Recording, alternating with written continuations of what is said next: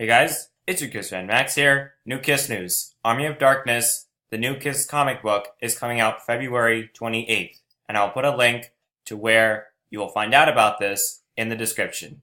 Here's what it says. The world famous face painted rock and roll band Kiss once again cuts loose in comics, but this time against the threat of Deadest. However you say that. Read this interview about the upcoming Kiss / Army of Darkness 1, December 17th, and whatever that else is, from Dynamite Entertainment, which hits the comic shops next February, as I explained. And I already told you when it's going to be out. DE, what drew you to taking on this project, and what's been your favorite part of working on this this far?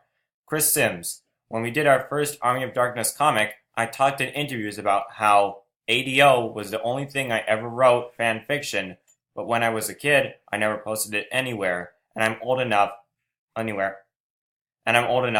I wrote it on a computer without a modem to even connect to the internet, so it's been lost to the ages, but it happened, and it won't surprise you that. I spent a lot of time wondering what would happen if I could throw Ash into a crossover to Dynamite. Dynamite has some really great ones in the past, but this one is shaping up to be one of the wildest, if only because we get to put our own spin on the idea of Kiss as a kick-ass, interdimensional, supernatural strike force. Get it? As for my favorite part, it's gotta be seeing the ideas that Chad cooked up when we were plotting it. Sometimes talking this stuff out is a fan as writing, and seeing him go even bigger than I was expecting when we were first bouncing around ideas was fantastic. Believe me, you would have thought the stuff we were going to do was wild before we went 3 steps beyond it. What? We're actually doing it? What we're actually doing? It's not just killer, it's a destroyer. Chad Bowser's. With Ash versus the Army of Darkness, Chris and I were given kind of carte blanche to do whatever we wanted to the world of AOD, and we went for broke.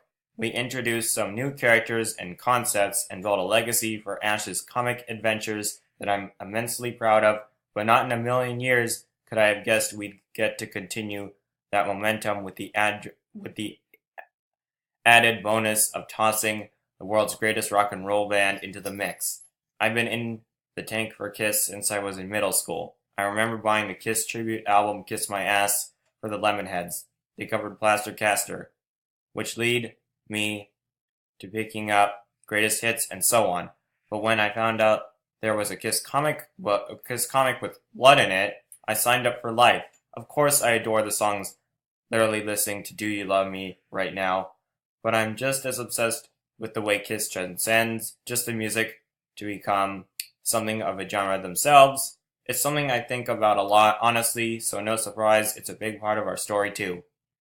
How do you say that? Rai Coleman. Having done some work for Dynamite in the past, I've really been waiting to get my foot in the door here for a long time so I can play in the sandbox of amazing licenses that Dynamite have. Chief among those and high up on my bucket list is Army of Darkness. Hail to the King, baby.